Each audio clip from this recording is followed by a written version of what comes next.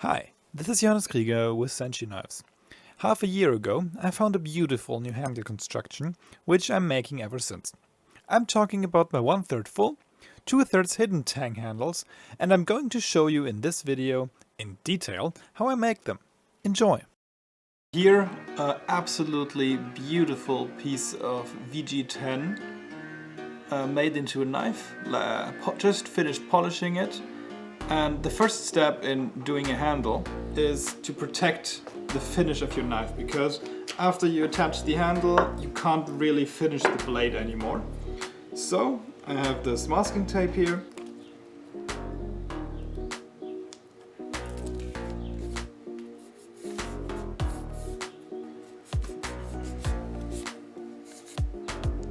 Another really important thing is that I see the plunge lines, because they dictate how the angle of the wood goes. So it is parallel here. In any other way it would look janky and poorly made.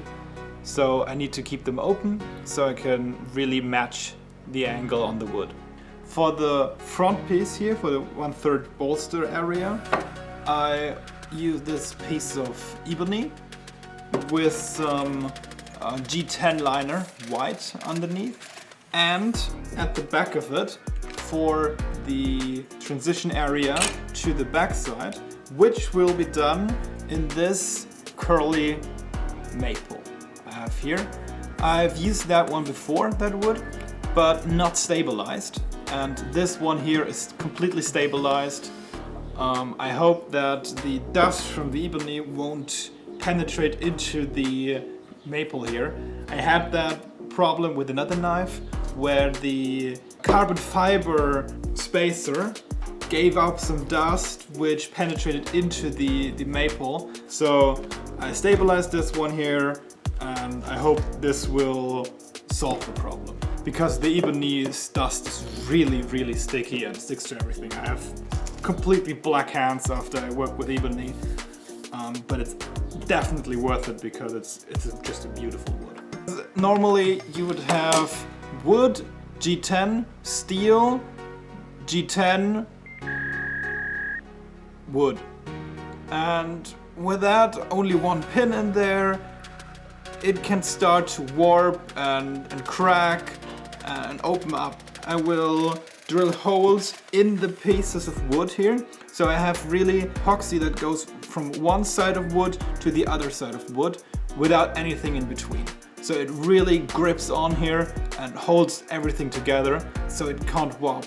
I start with marking my hole here for the pin, for the front one. Let's put that here, like this, and drill the 6mm hole.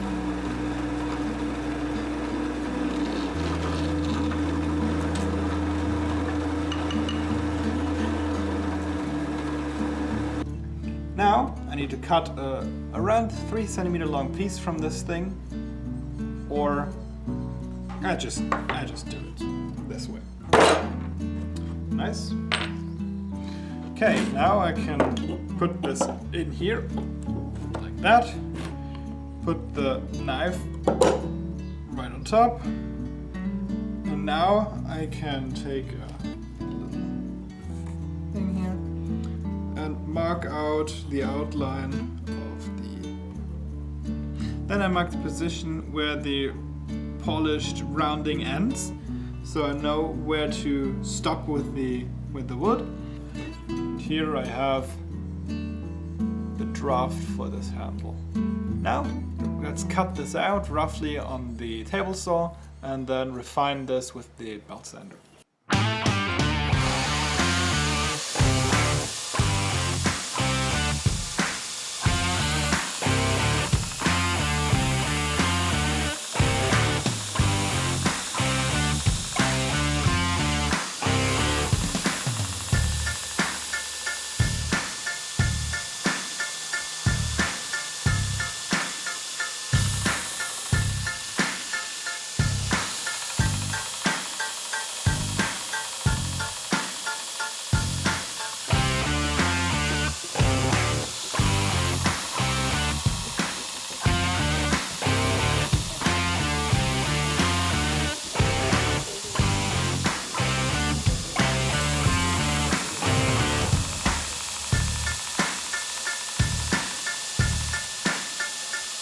I have to chop this one here in half, and I do it like BAM! Like this!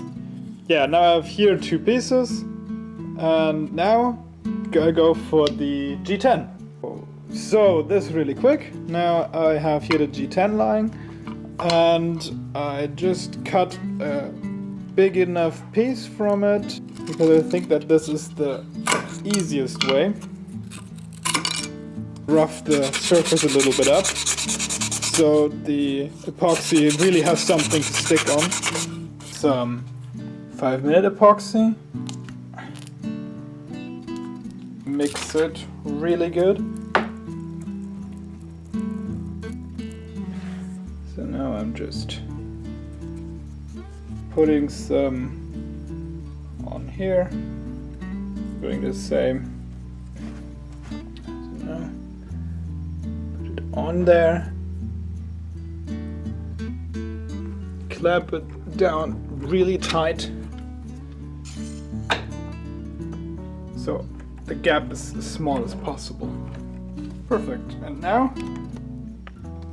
we wait. And just like that, they are done.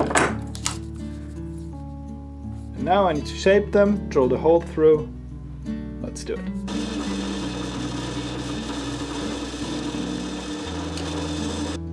Now, the back, the front polished, and we're ready for the glue up.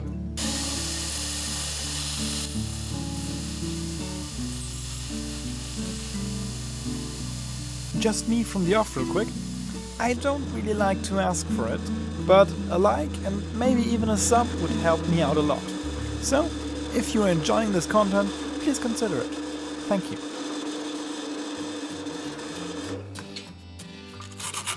I'll just flatten this off again.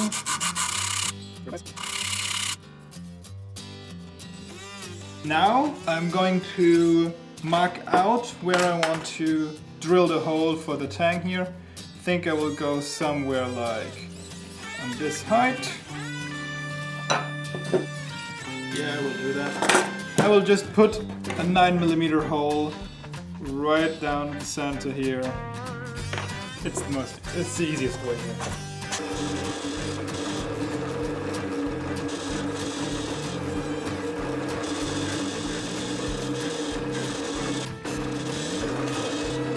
The spacer.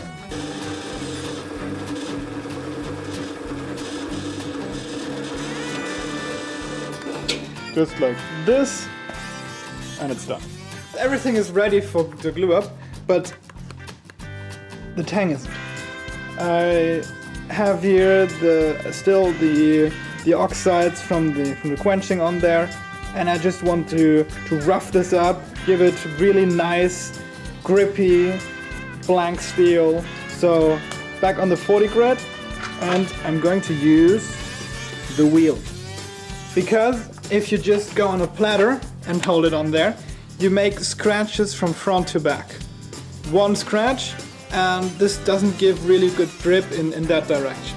But if you go on the wheel, you really just nick a little piece out with one grain here and move to the next one, you know? And with that, you are getting a really, really rough and grippy surface on this tang here.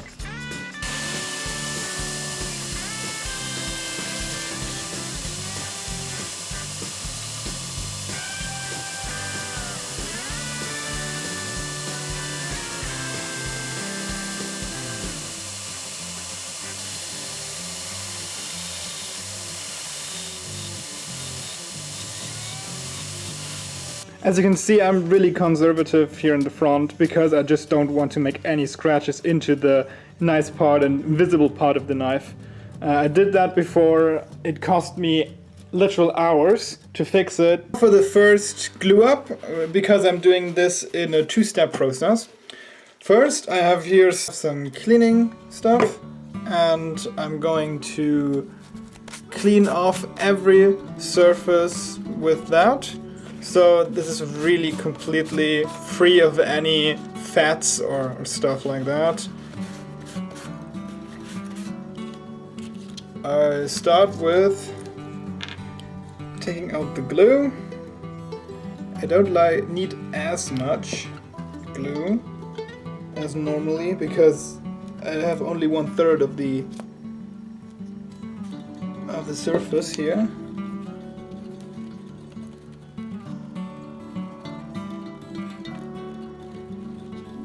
Then I'm starting with really getting the epoxy into those holes I drilled earlier.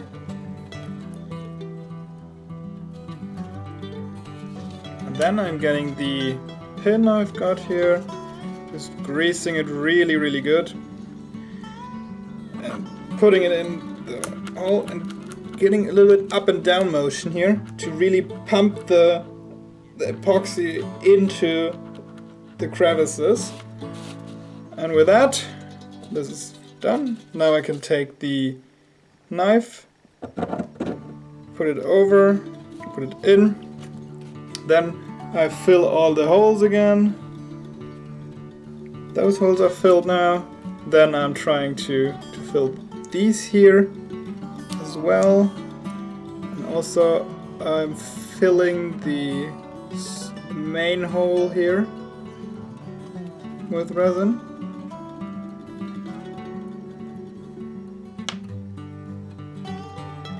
So now, putting it on there. And now for the really important part. I start with putting a clamp on the front. And now I'm trying to line everything up as it's intended. I have here a piece of lineal to make sure that the back is perfectly straight here.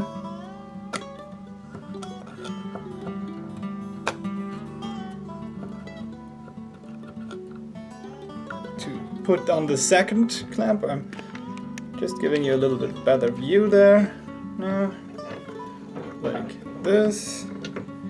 And to increase the pressure now, clean up here the bolster here in front from any resin. 20 minutes later. And now for the curlymaple. I use a scalpel just to scrape off the excess stuff here, so the G10 liner, or the spacer in this case, will really push up against the ebony here. Then again, I start with cleaning everything up here.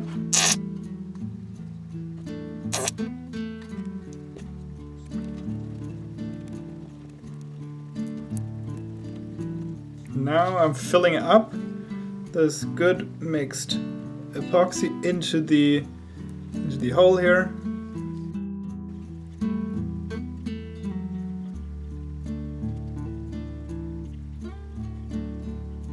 Then, when the hole is filled, I just drench the entire top here in resin.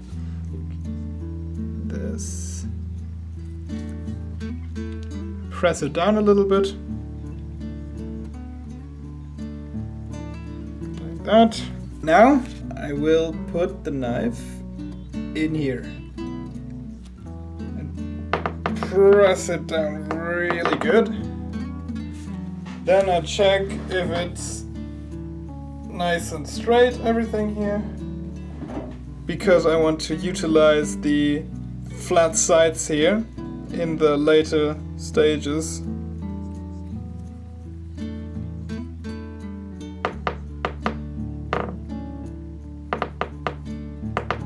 Really push it down to minimize any gaps. Just mark the center line here. I just do this by eye.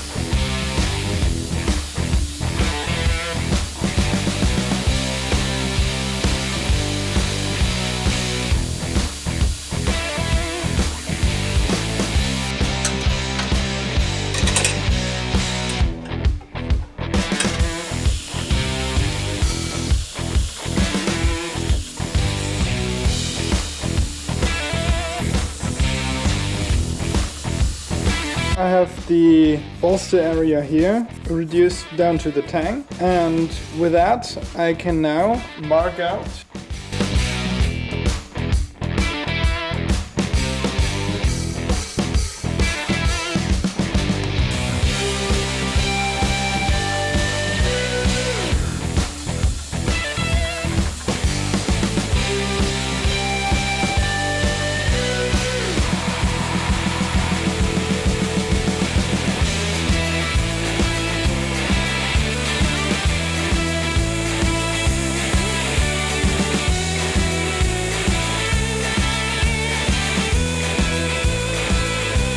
the entire handle just in the exact same spot. If I would have just gone with a full tang and reduced the wood to exactly the tang as a guidance, and this would be a lot easier, but I think this just looks much better. And now for the standard shaping.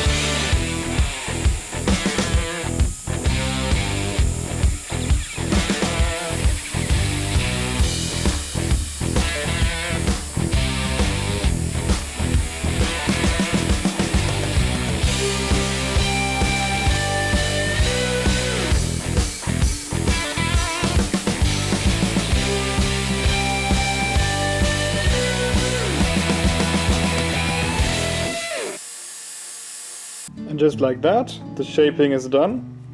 It looks nice. I have tested it already because it has the final shape, and I really like it. The customer on this one has similar size of my hands, so this really looks good for him. And now I have to refine the shape.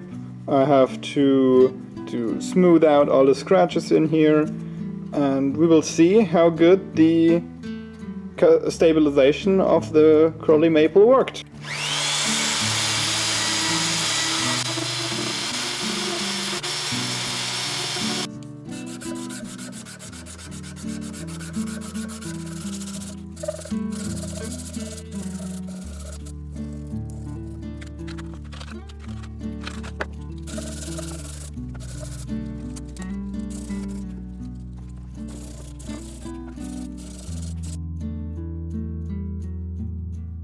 The 1000 grit is finished and it's time to polish it.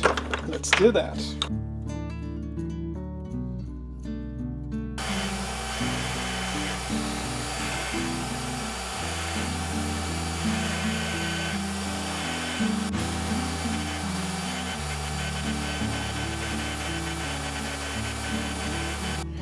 Now, to finish this handle, I use this stuff here from Rubio Monocoat.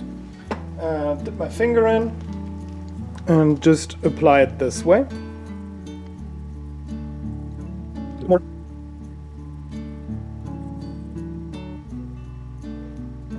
And now I let that sit for about 10 minutes. 20 minutes later. I wipe off the excess material here. And I take it to the wheel.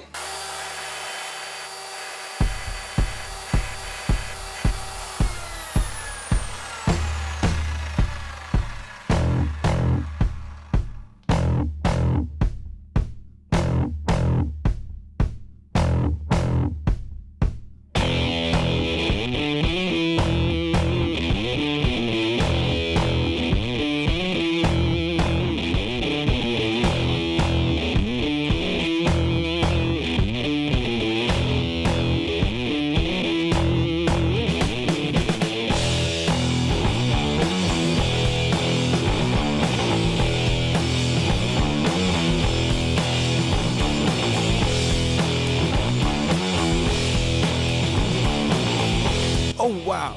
The stabilized curly maple really blew me away here. That the ebony has a beautiful polished finish I knew, but the level of sheen the curly maple reached is better than anything I worked with so far. I'm really looking forward to using that in the future. Thank you for watching, and I hope you enjoyed it as much watching as I did making it. And if so, I would appreciate you subscribing and or liking. And either way, as always, have a nice one. Bye.